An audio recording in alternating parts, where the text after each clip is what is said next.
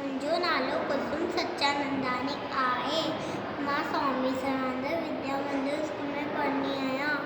मां पहिरें दर्जे में पढ़ंदी आहियां। बांदर मल जी छटी पुराणी चैन हड़न सां आहे कहाणी।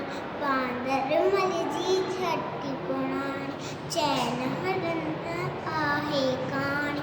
जॾहिं में करे वसकारा टुटल छटी मां थाने सारा करे पुसाए पाणी पाणी करे पुसाए पाणी पाणी।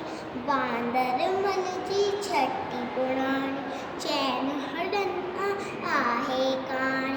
बांदर मल जी छटी पुराणी चैन हड़न आहे कहाणी।